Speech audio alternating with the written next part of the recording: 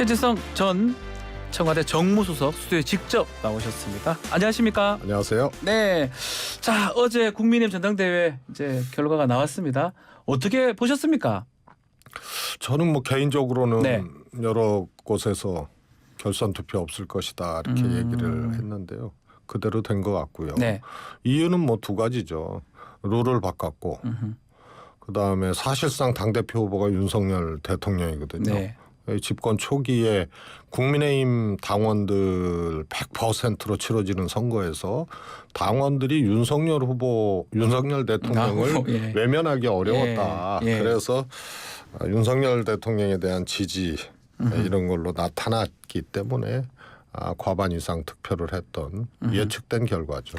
자, 그렇다면 지금 말씀대로라면 윤석열 대통령이 더 강하게 당을 좀 그립감을 좀 가지면서 질 것이다. 이렇게 보시겠네요. 당장 그렇죠. 음흠. 당장 그렇고 이게 이제 갈림길에 이제 앞으로 서게 될 거거든요. 예. 대통령과 소위 말해서 당청 옛날에는 당청이라고 옛날에 그랬죠. 그렇게 변경이 청와대가 아니니까 예. 이제. 예. 지금 이제 대통령실과 국민의힘 정당이 어떻게 혼연일체가 되느냐 이런 길로 가는 것이 있고요. 하나는 대통령실에 이제 출장소로 전락하는 경우가 있거든요. 예. 근데 후자가 되게 되면 총선이 기다리고 있잖아요. 네. 그러면 총선은 뭐냐면 두 가지가 작동하거든요. 지지율, 대통령에 대한 여당은 국정 지지율로 네. 이게 총선을 치르게 되는 건데 이게 이제 어떻게 될 것이냐가 하나 있고 하나가 이제 공천이에요. 공천 문제예요. 네, 근데 예. 출장소로 전락한다는 거는 대통령이나 대통령실 의중대로 공천을 이제 해야 된다는 얘기인데 여기서 이제 크게 충돌이 일어날 수가 있습니다. 갈등의 여지가 있다는 당과 거죠. 대통령실. 그러면 민주당 입장에서 지금 김기현 대표 체제 어떻습니까? 그거는 절대적인 평가를 예. 혹은 예측을 할 수는 없고요. 상대적으로 예. 이 설정에서 본다면 안철수 의원이 대표가 되는 경우 보다는 민주당 입장에서는 상대적으로 썩 좋지는 않습니다. 좋지는 않다라는 예, 거네요. 네. 말씀드렸다시피 대통령의 국정 지지도와 공천의 수요 공급 이게 국민의힘으로서는 이제 난제가 될 거거든요. 그러면은 이제 안철수 후보가 대표가 될 경우에는 처음부터 이제 트러블이 나게 돼 있고 그걸 보는 국민들 입장에서는 표주기가 힘든 그런 상황들이 갈 거고 김기현 후보의 경우에는 당장은 괜찮을 거예요. 그러나 이제 총선이 다가올수록 공천 수요 공급 외부에서 소위 말해서 고공 투입될 사람들이 지금 많이 대기하고 있거든요. 낙하산 명단도 벌써 있다고 얘기가 그런데 양당에서 어느 상황에서나 당선될 수 있는 소위 초특급 황금 지역구는 한 60개 조금 넘습니다. 지역구 숫자로. 두 당 다 그렇다는 거죠. 전부 이거를 놓고 충돌하는데 예. 외부에서 검찰 출신이라든가 뭐 이런 준비되고 있는 그러니까 윤석열 당을 만들기 위해서 투입 준비되고 있는 이 수요가 이 공급량이 많기 때문에 네. 여기서 이제 국정 지지도가 낮아지거나 이럴 경우에 굉장히 한꺼번에 폭발할 수 있는 그런 가능성. 그럼 궁극적으로 봤을 때는 지금 민주당 입장에서는 김기현 체제가 더 낫다 이렇게 볼 수도 있네요. 총선을 생각해 보면. 안철수 대표 체제가 민주당 입장에서는 뭐 더 나올 수 있느냐라고 보면은 어차피 이 수요 공급은 국민의힘은 안 맞게 돼 있어요. 그러니까 이 충돌은 일어나는데 이게 이제 처음부터 대통령실과 당이 삐거덕거리면서 가게 되면 이게 굉장히 이제 긴 시간 이 충돌이 일어나고 이러기 때문에 이걸 보는 국민들이 국정 지지도까지 영향을 줄 정도로 안 좋아지기 때문에 이제 더 안 좋은 체제가 되는 거죠. 자, 그렇다면 지금 말씀대로 뭐 검찰 출신 30명이 벌써 있다 이런 얘기도 있는데 이렇게 된다 그러면 앞으로 거기에 반발하는 또 국민의힘 내부의 사람들은 뭐 신당을 만들거나 이렇게 나올 가능성, 특히 지금 새로운 보수 신당 탄생 가능성 그런 얘기를 계속 했잖아요. 그 부분 어떻게 보십니까? 뭐 저는 소위 말해서 의미 있고 네. 주목할 만한 또 생존력이 있는 그런 이제 보수 신당이 나올 가능성은 없다고 봅니다. 아, 네. 의미 있는 보수 신당 없을 것이다. 예. 예. 그래서 우선 사람이 있어야 되거든요. 그걸 끌 수 있는 사람. 그 다음에 세력이 있어야 되는데 이번 전당대회 통해서 보셨지만 현역 의원 한 명도 없이 치른 후보들이 네. 안철수 후보하고 황교안 후보, 예. 천하람 후보 마찬가지 아닙니까? 그래서 인물과 세력이 없기 때문에 저는 의미 있고 또 현실적으로 생존할 수 있는 그런 보수 신당이 나올 가능성은 없다고 봅니다. 자, 그렇지만 뭐 전당대회 끝났지만 후유증은 아직 남아 있는 그런 상황입니다. 특히 대통령실 행정관의 선거 개입 논란, 이진복 정무수석은 뭐 문제될 건 없다라고 하는데 어떻습니까? 이 부분이 그냥 이렇게 끝날 수 있는 상황인지 또 공수처 고발 조치도 된 상황이거든요. 저는 우선 정무수석이 네. 이게 이제 행정관들의 행위로 보기 어려운 게 사실 국민의힘 전당대회 룰을 변경하는 과정, 네. 또 한 사람씩 당권 주자들을 제거시키는 과정. 그래서 제가 좀 농반진반으로 이게 바이든 날르면이 네. 지금도 계속되고 있다. 국민의힘 당내에 계속 날리잖아요. 날리고 있다. 유승민 날리고 이준석 날리고 기존의 룰 날리고 나경원 날리고 계속 날리면서 이런 과정들로 왔거든요. 그런데 대통령이 사실 개입하고 있다. 이것은 뭐 온 국민이 그거는 인정하는 사실처럼 돼버렸기 때문에 대통령이 일본에 굴욕적이면 굴욕 외교를 하면 일장기가 걸리는 거예요. 세종시에서 어느 시민이 걸었듯이. 네. 대통령이 당무나 당 선거에 개입을 하면 행정관도 그러는 거예요. 그런데 이게 심각한 문제죠. 정무수석도 하셨잖아요. 문재인 정부에서. 정무수석을 한 입장에서 봤을 때는 더 어떻습니까? 뭐 문재인 대통령은 그러실 분이 아니죠. 네. 왜냐하면 헌법적 가치에 대해서 아시고 박근혜 대통령이 공천 개입 등으로 유죄 판결을 받았을 때 그 판결문에 헌법의 근본 가치인 대의민주제를 훼손하고 정당의 자율성을 침해했다. 네. 그래서 죄질이 가볍지 아니하다. 이거였거든요. 똑같은 겁니다. 그래서 정당법도 위반이려니와 이거는 헌법도 위반하고 헌법 위반된다 그러면 그럼 탄핵 사유가 될 수도 있다 이렇게 보시는 건가요? 그러니까 대통령과의 연결고리 있지 않습니까? 뭐 이런 것들이 있다면은 저는 뭐 그거는 유죄 근거로 작동할 수 있다고 보는데요. 네. 행정관의 이게 두 가지를 봐야 됩니다. 제가 정무수석 할 때는 대통령이 이런 생각도 또 이런 행위도 하실 분도 아니고 또 가사 그런 생각을 조금이라도 갖고 계시다면 정무수석이 설득을 해야죠. 못하게? 이거 안 됩니다. 안 된다고. 예. 큰일 납니다. 그런데 정무수석이 아주 진풍경을 연출했어요. 국회에 와서 몰래 당 관계자를 만나고 당대표를 만나서 유난연대나 뭐 이런 등등에 대해서 얘기한 게 아니고 아예 기자들 앞에서 얘기를 해버렸단 말이에요. 뭐 아무 말도 하지 않으면 아무 일도 안 일어난다. 이런 그 뒤에 이제 한 얘기죠. 그 다음 날에. 그래서 대통령을 설득해서 하지 말아야 될 일이라고 설득해야 될 정무수석이 아무 말도 대통령한테 못했다는 얘기고 오히려 한술 더 떠서 국회에 와서 공개적으로 기자들을 통해서 겁박을 한 거거든요. 그러니까 행정관들도 카톡방에서 그 짓을 하고 그래서 이거는 엄격히 얘기하면 제가 보기엔 안철수 의원이 이거는 고발할 수도 있는 사안이에요. 그리고 법적 조치를 경고했었잖아요. 그런데 이런 중차대하고 이런 위험한 행위들을 했음에도 불구하고 대통령이나 또 이 참모들의 인식은 너무 지금 아니한 거죠. 고발은 이제 강승규 시민사회수석을 고발을 했습니다. 뭐 정무수석은 또 발언만 했지 이런 채팅방은 또 아니기 때문에 자 지금 윤석열 대통령 이제 오늘이 당선 1년이 되는 날입니다. 1년 정도 이렇게 평가를 해보면 어떻게 얘기할 수 있을까요? 1년 전국. 참 평가하기가 어려운 건데요. 네.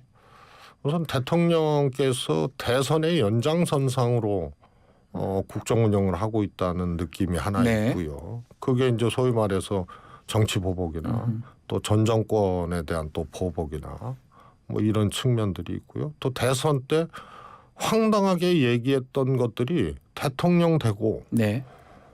시도가 됐어요. 아. 그게 이제 핵무장이라든가. 아, 황당하다고 그 말씀하시는 겁니까? 예. 예. 그 뭐 미국으로서도 이 정말 헛웃음 켤 수밖에 없는 그런 걸 대선 때 얘기했던 것을 대통령 되고 또 실제로 그런 발언을 하고 추진하고 그런 점에서 야, 아직도 대통령 선거의 분위기나 문화 그 당시에 머물러 있는 것 아니냐. 그래서 이제 이재명 대표에 대한 뭐 정치 보복이라고 할 수 있는 행위도 그러하거니와 네. 그 다음에 민주주의의 시대가 저는 없어지고 군주의 시대가 온 것 같은데. 군주의 왕의 시대. 예. 예. 그래서 대통령제 특히 대한민국 대통령제가 제왕적이라고 할 정도로 엄청난 권한이 있거든요. 삼권 분립이 엄연하고 네. 그리고 말씀드렸지만 대의제와 정당의 이 헌법적 가치가 엄연함에도 불구하고 이 대통령의 막강한 권한 때문에 이것이 흔들리거나 훼손이 돼서 늘 경계를 하고 네. 최소한 눈치는 보고 이러는 것인데 아예 내놓고 해버리니까 이게 군주의 시대가 돼버린 것 같은 느낌이에요. 그러다 보니까 당연히 인권지수, 언론자유지수 이런 것들이 하락하게 돼 있고 이것은 곧 민생 문제와 경제 문제하고도 연관이 돼 있어요. 네. 군주의 시대라고 얘기할 정도의 그런 대통령 한 사람에게 의존하고 한 사람의 얘기와 생각이 여과 없이 그대로 국정에 투입되고 반영이 된다면 아무런 브레이크나 검증 장치들이 없는 거거든요. 그러면은 민생과 경제에도 악영향을 미치게 돼 있는 것들이 과거에도 그랬고 이건 필연입니다. 그래서 아마 제가 보기엔 한마디로 난폭한 대통령 집권 초기였다. 1년을 평가를 해보면요. 그중에 지금 정치 보복 얘기도 좀 하셨는데 이 검찰 수사라고 지금 표현을 할 수 있을 것 같아요. 특히 이재명 대표에 대한 수사 그 부분 민주당에서는 또 이게 좀 힘든 부분이기도 한데 최근에 보면 이거 속도 조절할 것 같다 이런 얘기도 있습니다. 일부러 쭉 끌어가지고 민주당 계속 어려움에 빠뜨려야 되는 거 아니냐 이런 얘기인데 그 부분은 어떻게 보십니까? 우선 뭐 누차례 저도 네. 말씀을 드렸지만 구속영 체포영장 뭐 이런 것을 한 번으로 끝내지 않을 것이다. 근데 그것도 이례적이기도 하지만 예.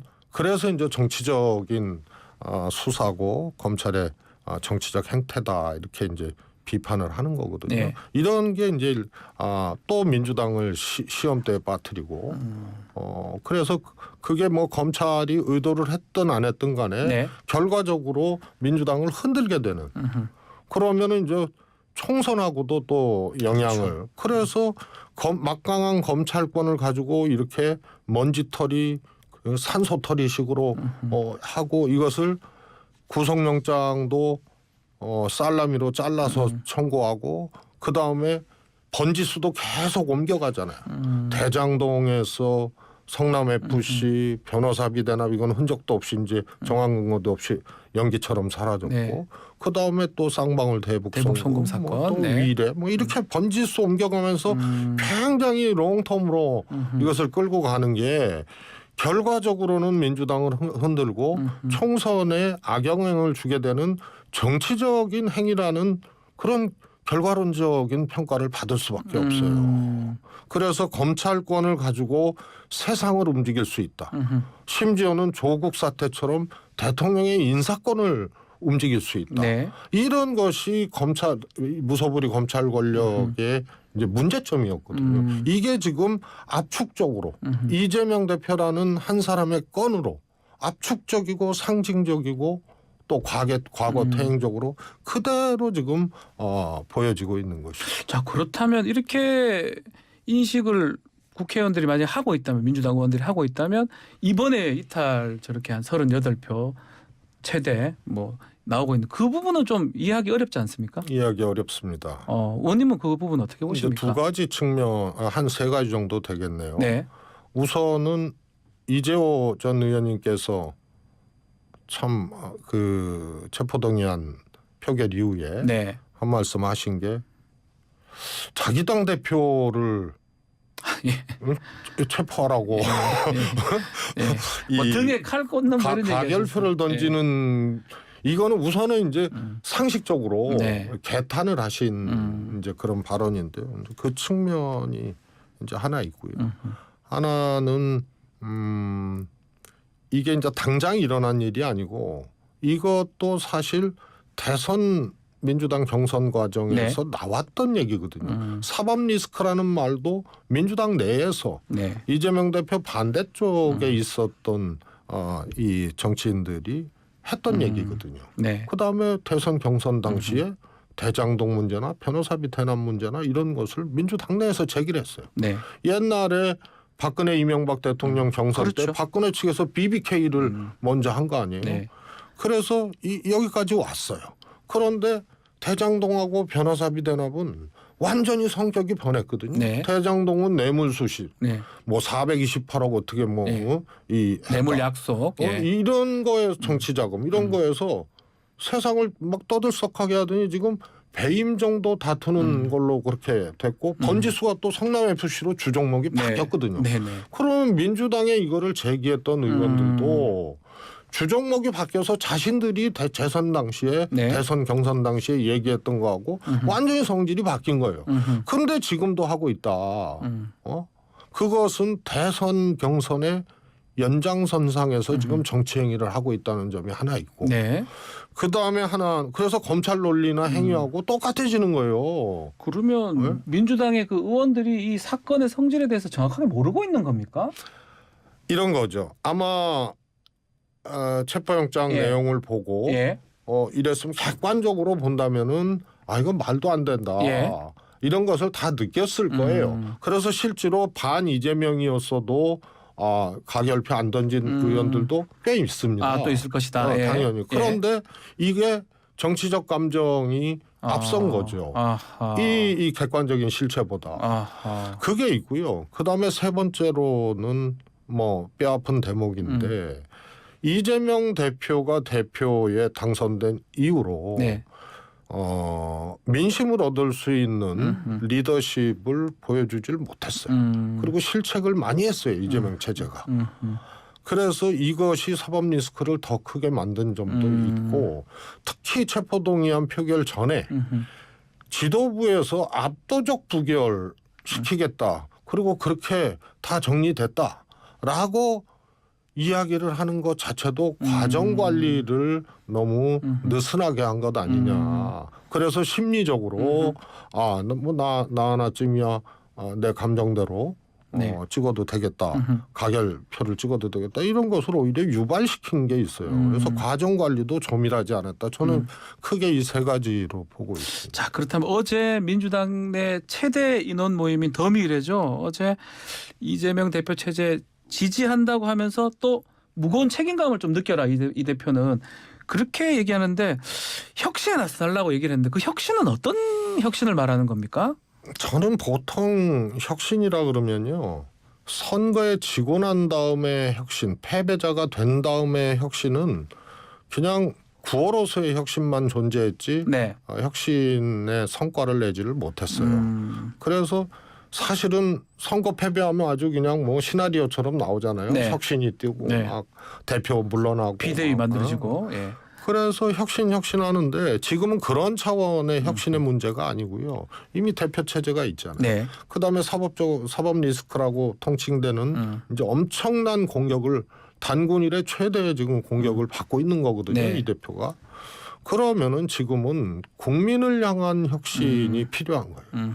저는 그래서 뭐 제도 혁신을 한다든가 뭐 공천 혁신을 한다든가 뭐 이런 차원이 아니고 우선은 인사 혁신해야 된다. 인사 혁신이요? 이 대표 체제가 출범하고 제일 아쉬웠던 부분이 이게 확장적 통합적 인사를 해서 그다음에 능력 있는 사람들을 배치를 해서 이 체제를 가지고 어려움도 돌파하고 국민들에게 가야 되는데 지금 이 대표 체제의 실책이나 네. 혹은 또 현안을 대응하고 국민들께 정책을 제시하는 이런 것들이 매우 점수를 받기가 어려워요. 아, 점수가 거의 안 된다는 거죠. 그래서 인사혁신을 통해서 친명계로만 이렇게 이 움츠려서 네. 축소형 인사를 했었다면 능력 중심의 그런 인사, 통합적 확장적 인사를 해서 돌파를 해야 된다. 네. 이 점이 있고요. 하나는 정책 혁신해야 됩니다. 지금 야당이 이 정책으로 리딩을 하잖아요. 예. 그럼 선거에 이깁니다. 민심을 얻어요. 정책을 잘해야 된다. 예전에 산무일반이 있었거든요. 예. 무상급식, 무상보육, 무상의료, 예. 뭐 의료 확장, 보장성 확장, 그다음에 반값 등록금. 이명박 대통령이 무상보육 안 된다고 얘기했어요. 그래놓고 여론이 저거 좋다고 하니까 이명박 대통령이 갑자기 그거 발표를 했어요. 대책도 없이.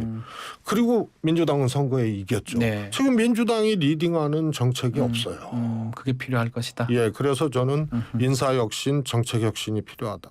알겠습니다. 얘기를 좀 더 듣고 싶은데 괜찮으시면 이제 좀 자주 좀 출연을 저희가 지금 격주로 좀 모시려고 하긴 하는데 아주 또 식견이나 이런 것들을 좀 얘기를 좀 많이 해주시면 좋을 것 같습니다. 아유, 감사합니다. 자, 오늘은 여기서 마무리를 좀 해야 될 것 같습니다. 자, 최재성 전 정무수석과 함께했습니다. 고맙습니다. 감사합니다.